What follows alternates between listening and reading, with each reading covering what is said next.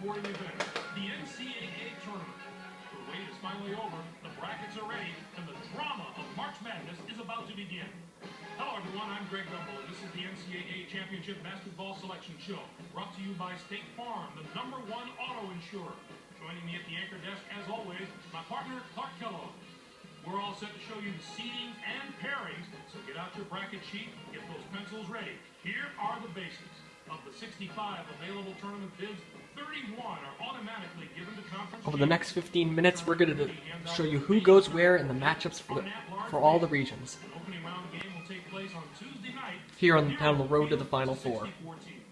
But before we unveil the brackets for this season, here's a look at the final top 25 media poll of the season. There's at least one change in the rankings to tell you about. There was a big move made in the poll. The UNLV Runnin' Rebel jumped all the way from the number 18 spot to number 11. They're peaking at just the right time, Greg. This is exactly the way you want to be playing going into the tournament. The media rankings are what everyone's been following for the last 4 months. But in just a minute, the selection committee's opinion is going to be the only one that matters.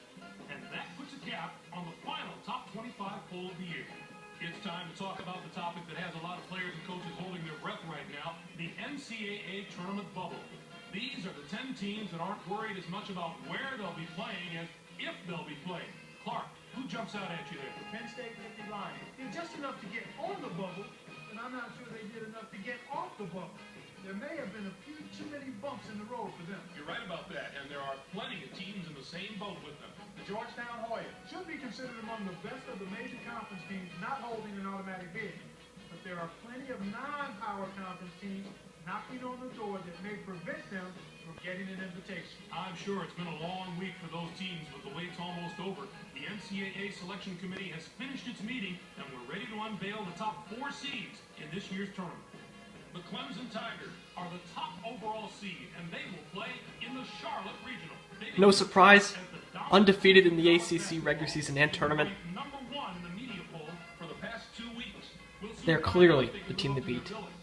On to the second number 1 seed, who will play in the San Antonio Regional. The Kansas Jayhawks are seeking their 3rd NCAA championship in school history. The Texas Longhorns are our 3rd number 1 seed, and they'll play in the Minneapolis Regional. They returned to the tournament after not making the field last year, so this will be a new experience for some of their younger players. And finally, our 4th number 1 The champion seed from a couple years ago in Atlanta. Washington. The Washington Huskies are in the tournament field as a number 1 seed for the first time in the history of their program. Now, here's how the brackets shape up based on where the number Not really. The 1 winner seed of the Clemson bracket plays the winner of the Washington bracket, while the Kansas and Texas brackets play each other. Winner of the Anaheim Regional. And the winner of San Antonio plays the winner of Minneapolis. The winner of the Minneapolis Regional will play the winner of the Atlanta Regional. Those games will be played on Saturday, April the 2nd. Then it'll be on to the national championship game on Monday night, April the 4th. Any surprises in there for you, Clark? Not really. We talked all week about these 4 teams being the solid number 1 seed, and I think the selection committee got it right. There isn't a whole lot of controversy with these picks. So, first up, we take a look at the Charlotte Regional. The Clemson Tigers are the top seed, finishing at 31-3. In the ACC, they will take on the winner of the opening round play-in game between the Holy Cross Crusaders with 15 wins and the Alabama State Hornets from the Southwestern Athletic Conference. And now, the number 8 seed, the Coastal Carolina Chanticleers, come into the tournament first in their conference during the regular season and were winners of their conference tournament. They're going to play the number 9 seed, the Santa Clara Broncos, who were semifinalists in their conference tournament, finishing at 20-9. The Alabama Birmingham Blazers enter the field as the number 4 seed from the A-10 conference. This is their 15th appearance ever in the NCAA tournament. They'll be getting ready to face the number 13 seed, the St. Mary's Gales. Finished the season with 24 wins. They're the regular season and tournament champions from the American East Conference. The Michigan State Spartans come in as the number 5 seed, finishing at 23-10. And they will take on the 12th seed, the Texas A&M Corpus Christi Islanders from the Southland Conference with 23 wins. Next up is the number 2 seed. The Florida Gators have established themselves as one of the best teams from the SEC. They'll be going up against the number 15 seed, the Brown Bears, with 17 wins. Our number 7 seed is from the Pac-10. The Arizona Wildcats were rewarded for their outstanding play this season with an at-large bid and a ticket to the big game. They are going to play the number 10 seed, the West Virginia Mountaineers, who were 5th in. The Gonzaga Bulldogs are in as the number 3 seed. They'll be taking on the number 14 seed, the Winthrop Eagles, with 18 wins. The Iowa Hawkeyes are in as the number 6 seed. They'll be taking on the number 11 seed, the North Carolina State Wolfpack, with 19 wins. There are going to be some incredible matchups in the later rounds of this bracket. If the top seeds can avoid the early upsets, we can look forward to some real heavyweight battles. Next up, we'll take a look at the San Antonio Regional. The Kansas Jayhawks are the top seed, finishing at 26 and 7. In the Big 12, they'll take on the New Jersey Institute of Technology Highlanders, the number 16 ranked team all time. First appearance ever for NJIT. The North Carolina Tar Heels are in as the number 8 seed. They'll be taking on the number 9 seed, the Charlotte 49ers, with 21 wins. The Ohio State Buckeyes come in as the number 4 seed, finishing at 21 and 10. They'll take on the 13th seed, the Iona Gale, from the Metro Atlantic Conference. The Oklahoma Sooners enter the field as the number 5 seed from the Big 12. This is their 27th appearance ever in the NCAA tournament. They'll be getting ready to face the number 12 seed, the New Mexico Lobos. Finished the season with 20 wins. They're the tournament champions from the Mountain West Conference. Our number 2 seed is from the Big 10. The UNLV Runnin' Rebels are on a hot streak, having just won their conference tournament championship. They're going to play the number 15 seed, the Montana Grizzlies, who came in first in their conference tournament. Next up is the number 7 seed, the Wake Forest Demon Deacons, have established themselves as one of the best teams from the Big East. They'll be going up against the number 10 seed, the Georgetown Hoyas, with 18 wins. They return. The Aggies of Texas A&M are in as the number 3 seed. They'll be taking on the number 14 seed, the Blue Devils of Central Connecticut State, with 26 wins. And now the number 6 seed, the Boston College Eagles, come into the tournament as the 4th place team in their conference during the regular season and were losers in their first game at their conference tournament. They are going to play the number 11 seed, the Arkansas Razorbacks, who were 7th in their conference, finishing at 19 and 10. Some of the lower seeds in this bracket have the ability to not only compete with the high seeds, but win a few games. Potential for a Cinderella or 2 in this bracket is definitely there. On to our 3rd bracket. The Texas Longhorns are the top seed, finishing at 28 and 6. In the Big 12, they'll take on the South Carolina State Bulldogs, the number 16 ranked team. This is their 6th appearance in the NCAA tournament. Our number 8 seed is from the SEC, the Kentucky Wildcats are on a hot streak, having just won their conference tournament championship. They're going to play the number 9 seed, the Ole Miss Rebels, who were 5th in their conference, finishing. The Xavier Musketeers enter the field as the number 4 seed from the Big East. This marks their 19th appearance in the NCAA tournament in team history. They'll be getting ready to face the number 13 seed, the Western Michigan Broncos, finished the season with 19 wins.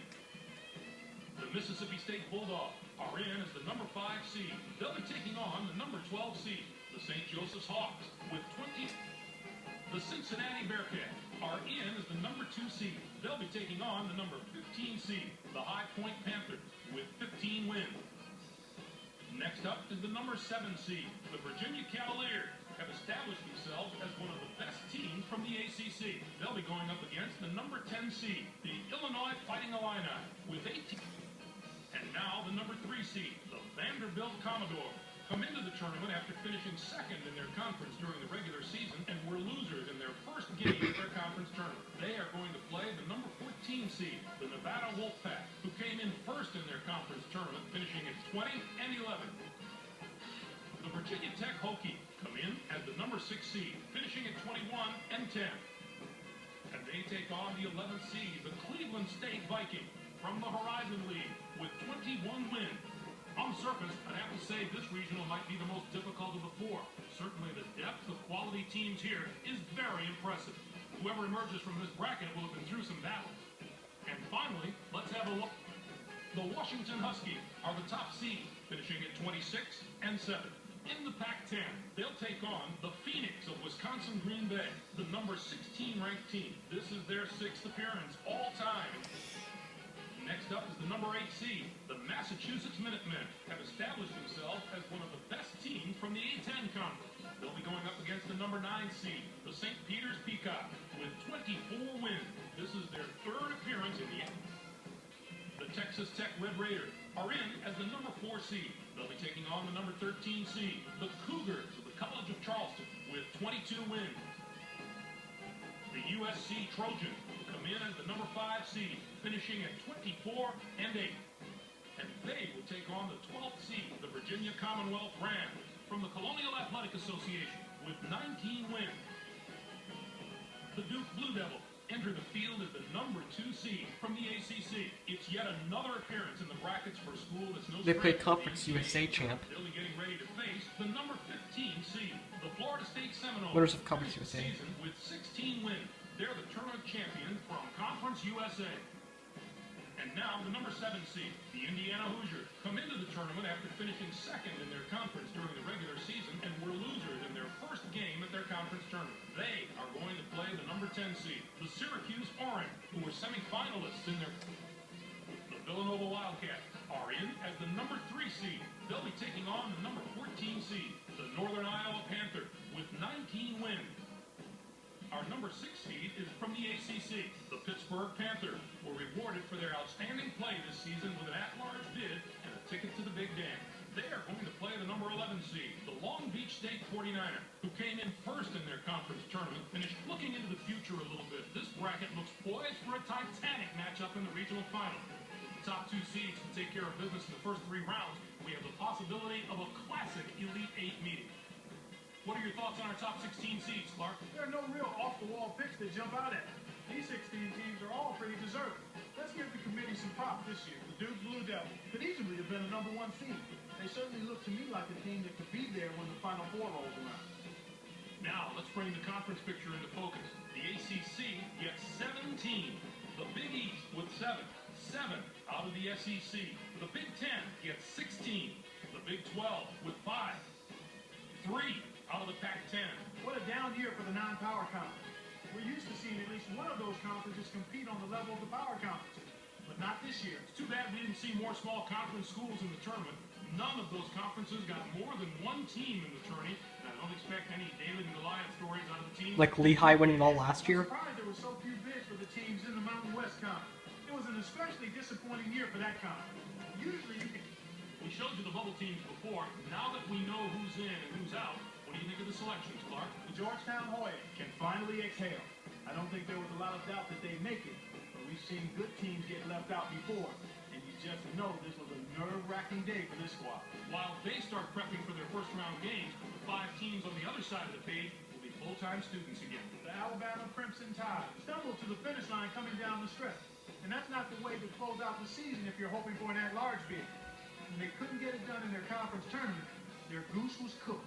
All right, Clark, now that we know all the teams and matchups, time to get the tournament underway and let the madness take over.